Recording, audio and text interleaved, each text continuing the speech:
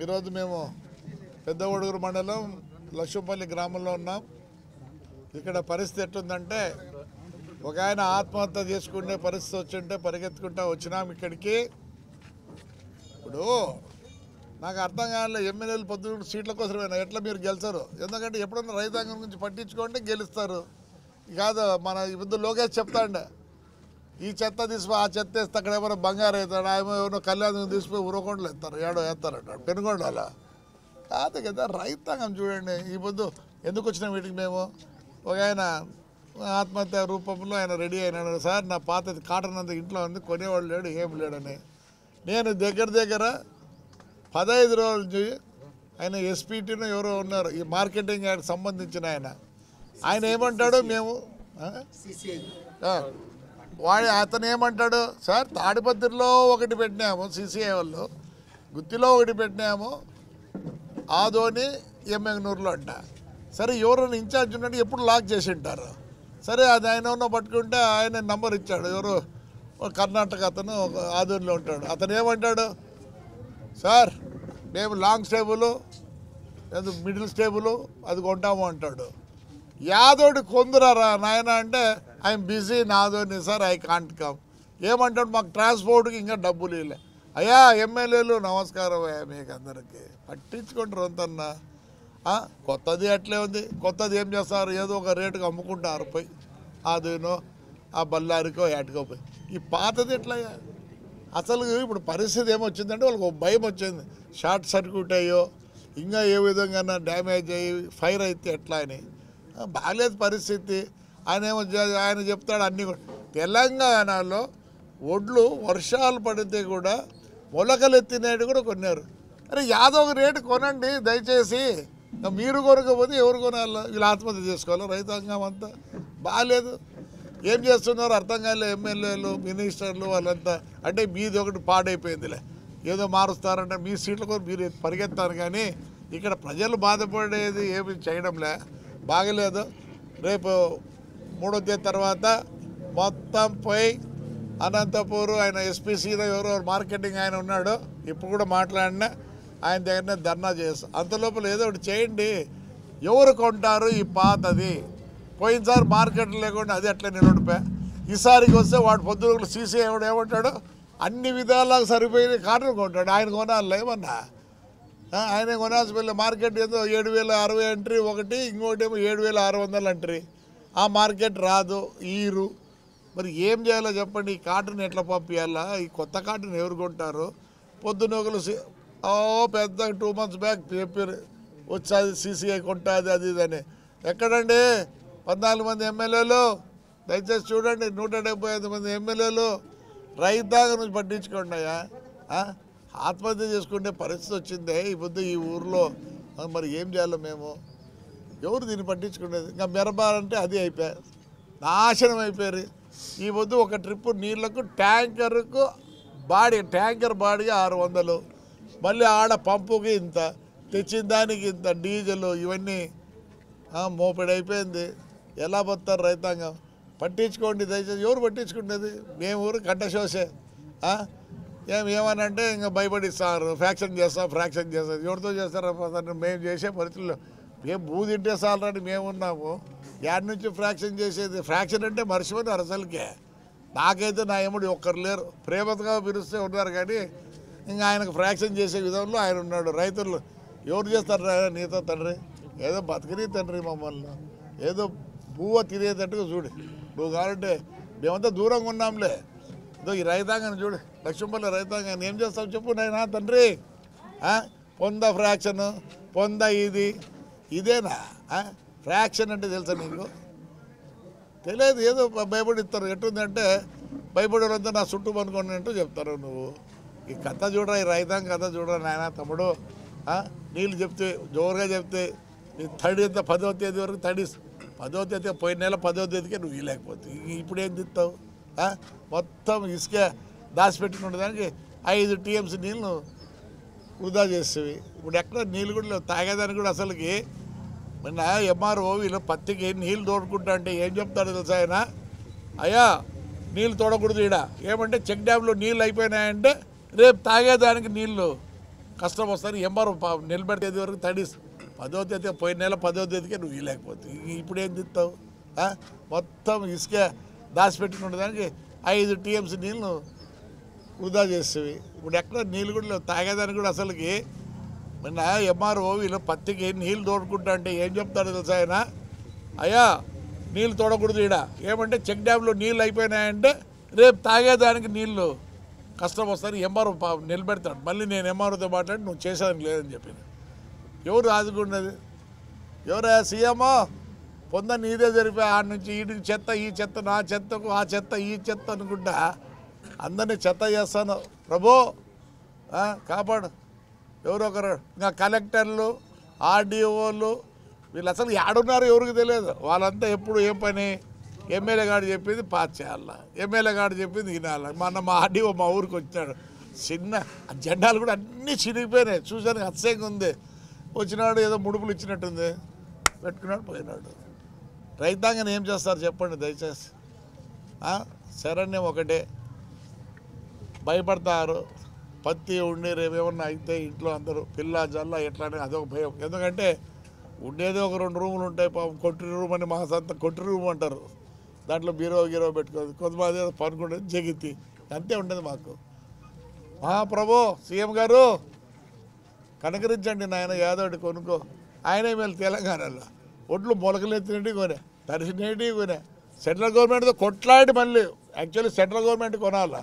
అట్లాంటిది వాళ్ళు కొనకపోతే నువ్వు ఎక్కడున్నావు నాయన మహాబరావు ప్యాలెస్లో ఉన్నావా ఎక్కువ రోజులు ఉండవు ప్యాలెస్లో రా కిందికి దిగి వీళ్ళందరూ ఆదుకో రైట్ మా రైతు ప్రభుత్వం జగన్మోహన్ రెడ్డి రైతు ప్రభుత్వం ఇదంటే చెప్తారు గొప్పగా చెప్తుంటారు ఎమ్మెల్యేలు ఎందుకు రైతులు ఇంత కష్టాలు ఉంటే ఆదుకోవడం లేదు సరేలే ఈ పొద్దు మా ఊర్లో మళ్ళీ ప్రొక్లేన్ అన్ని పెట్టి ఇసుక తోలుతారు వాడు ఎస్ఐ వచ్చి చెప్తాడు తాలూకు ఎస్ఐ లేదు సార్ వాళ్ళకి పర్మిషన్ ఉందంట ఇచ్చోళ్ళ మంచోళ్ళ అసలుకి ఏపీ గవర్నమెంట్ కోర్టులో ఏం చెప్పింది ఎవరికి లేదు అని చెప్పింది ఆయన రాయల్టీ కడతాడంట మళ్ళీ ఎవరిని అడుగుతుంది లేదు సార్ ఆయనకి ఇంత మాకింత సార్ అంటారు ఎవడు రైతు గురించి పట్టించు రైతు బాధితు లేడు స్వామి ఎవరు స్వార్థం వాళ్ళకు దానితో ఇప్పుడు ఏదో సీట్లు రావని గల్లంతని అంటున్నారు అందుకని వాళ్ళే చూసుకుంటే సరిపోయింది నువ్వు మళ్ళీ ఎప్పుడు రైతు గురించి చూసుకుంటేది కొందరైతే నాకు తెలిసింది కొందరు భార్యలు అంటున్నారట మీకు సీట్ రాకపోతే నేను విషయం తాగుతానంటే ఎవరిని పాచకులు ఆడి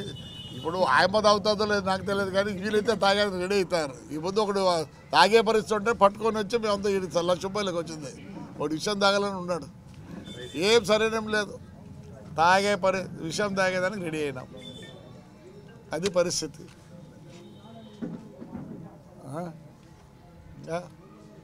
ఉన్నారు చూడండి రైతాంగం అందరి ఇళ్ళలో పత్తి ఉంది కొనేవాడు లేడు మీరన్నా మీ వల్లన్నా ఏమన్నా ఈ ప్రెస్ దీనిలో మంది అన్నారు ఏమన్నా సీఎం గారు మారుతారో లేకపోతే ఎమ్మెల్యేలు మారుతారో చూడండి మేమైతే 5వ తేదీ తర్వాత మార్కెట్ వాళ్ళకి సంబంధం ఉన్నట్లుంది అనంతపురంలో వచ్చి వాళ్ళ ఆఫీస్లో కూర్చొని మేము ధర్నా చేయాల్సి వస్తుంది ధర్నాకి ఎవరు పోయి వింటానలే వాళ్ళు ఏదో అంగన్వాడీ వాళ్ళు 17 రోజుల నుంచి కూర్చుంటే వాళ్ళ కథలే అక్కడ మున్సిపాలిటీ వాళ్ళు కూర్చోండి ఎవరు పలకరీయడంలే ఏమేమో ధర్నా చేయడం కూడా వేస్ట్ ఏమో ఏమే this no law no rule అది పరిస్థితి రైట్ మా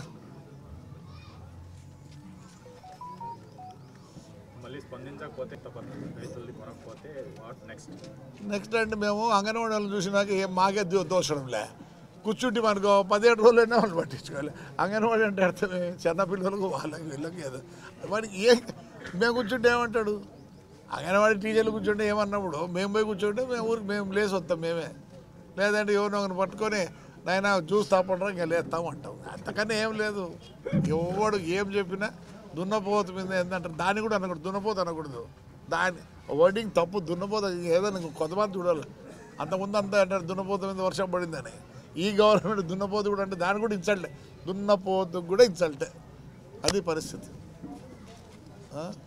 అందుకోసం ఏం లేదు ఎవరు చేతనేది వాళ్ళు విషం తాగాల లేదా బయటకు వేసుకొని అంటించాలా ఇంట్లో ఉండే మటుకు కష్టం ఉంది పరిస్థితి అది రైట్ సార్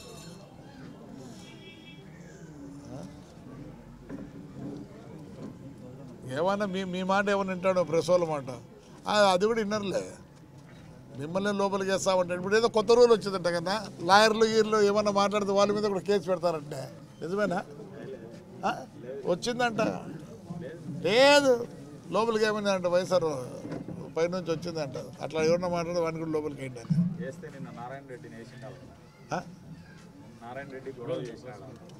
నాకు తెలియదు స్వామి ఎవరేం చేసినా. ఇప్పుడేమో రూల్ అంటారు, కొత్త రూల్ అంటారు. ఎవరు మాట్లాడినా లోపలికి వేయండి. నాకేం బాధ లేదబ్బా, 92 అయినాయి. ఈ 3 రోజులు 3 అయినాయి. ఏదో 100 కొడితే ఎట్లా తట్టు రైతులు. Right sir.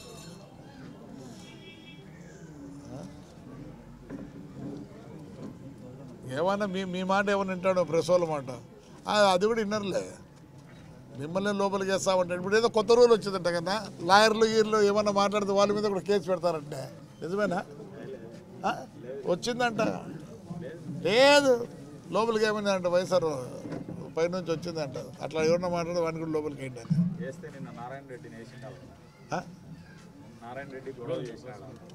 నాకు తెలియదు స్వామి ఎవరేం చేసినా. ఇప్పుడేమో రూల్ అంటారు, కొత్త రూల్ అంటారు. ఎవరు మాట్లాడినా లోపలికి వేయండి. నాకేం బాధ లేదబ్బా, 92 అయినాయి. ఈ 3 రోజులు 3 అయినాయి. ఏదో 100 కొడితే ఎట్లా తట్టు రైతులతో కలిసి మీరు రైతులతో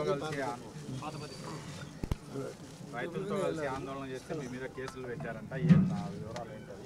మాకు కేసు అంటే ఎట్లుందంటే దాని కేసు అనుకోవడం లేదు, అది ఒక హాబీ అనుకుంటాను. It became a hobby to us. చూడండి ఎట్లుందా పత్తి అంత ఏం చేయాలి దీన్ని. ఎంతకన్నా అంత కొనండి, మేము వద్దంటాను దీన్ని దయచేసి కొనండి. ఎంతకో అంతకు, ఎంతో కొంత. ఎట్లున్నాడంటే రైతు ఎట్లున్నాడు, దీన్ని ఎట్లా ఇడిపించుకోవాలో ఇంట్లో ఉంచి ఉన్నాడు. లెక్క రావాలని కాదు అతనికి, రోజు భయమే. అసలు కొన్ని రూమ్లో లైట్ ఇది వైరింగ్ తీసేసినారు, వైరింగ్ షార్ట్ సర్క్యూట్ అవుతామని. ఇప్పుడు ఏమి వాళ్ళు కోరేది ఒకటే నాయన, ఇది ఎక్కువ రోజులు ఉంటే కూడా ఇంట్లో అందరికి దద్దులు వస్తాయి తెలుసా మీకు, ఏమే రోగాలు వస్తాయి. ఇప్పుడు రైతు ఏమనుకుంటున్నాడంటే ఒకటే, ఎట్లన్నా కానీ దీన్ని డిస్పోజ్ ఆఫ్ చేసుకోవాలి. నువ్వు రూపాయి కొంటావా, 10 రూపాయలు కొంటావా, 20 రూపాయలు కొంటావా అని కాదు ఉండేది. దీన్ని ఎట్లా ఇంట్లో నుంచి బయటకు వేయాలా. పండించినట్టు కాబట్టి బయటకు ఊరికి వేయాలంటే బాధపడతాడు, భయపడతాడు. నేను అందుకే రిక్వెస్ట్ చేస్తాను గవర్నమెంట్ని, దయచేసి రైతుని కాపాడండి. దయచేసి మీరు ఇంకా ఆ ఒత్తేది మానేసి ఏమి రైతుకు ఒకసారి వస్తండి. ఈ పాత పత్తికి ఏమే ఆ కొత్త పత్తికి జోరుగా చెప్తారు సీసీఐ కొంటా, సీసీఐ కొంటా, సీసీఐ కొంటా. సీసీఐ ఆఫీస్లో మనుషులే లేరు, ఊరికే మార్కెటింగ్ వాళ్ళు ఒక రూమ్ ఇచ్చినారు పోయినారు. ఇది పరిస్థితి. దయచేసి అయ్యా జగన్మోహన్ రెడ్డి పుణ్యం కట్టుకో రైతుని, ఇదొక్కటి చేయి. మళ్ళీ అవతలు చూద్దాం ఎట్లయితే అట్లయితే 4 నెలల తర్వాత. ఏవే ఇది పరిస్థితి. ఈ పెద్ద ఉడుగురు మండలంలో మిరప 30,000 ఎకరాలు పెట్టినారు. పత్తి 30,000 ఎకరాలు పెట్టింటే ఏమైంది, మొత్తము పెద్ద ఉడుగురు మండలంలో 30,000 ఎకరాలలో పత్తి పెట్టారు. పాత పత్తి దగ్గర 20,000 ఎకరాలది అట్టే ఉండిపోయింది. కొత్త పత్తి కూడా ముందు దగ్గర 28 ఏమో ఉంటే మొన్నమే కొందరు ఆదోనిలో ఏ రేటు వస్తే ఆ రేటుకి వేసి వచ్చినారు తట్టుకోలేక. ఎందుకంటే ఇంట్లో పాత పత్తి మళ్ళీ కొత్త పత్తి పెట్టాలంటే స్థలం లేక వేసి వచ్చినాడు.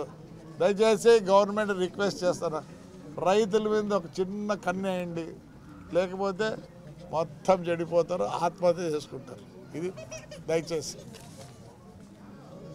రైట్. పువ్వు వచ్చి క్వాలిటీ తగ్గుతుంది, ఇంకా పోయే కొద్దిగా తగ్గుతుంది. చూడండి ఇత్తనం లేదు, విత్తనం ఆల్రెడీ ఇదేంది మెత్తగా అయిపోయింది. ఎందుకు పురుగు తినేసింది.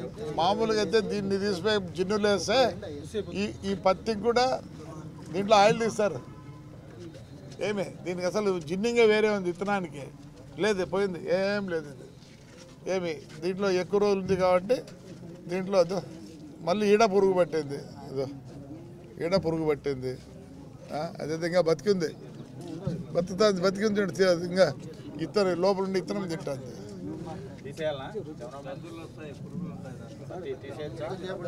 రైట్.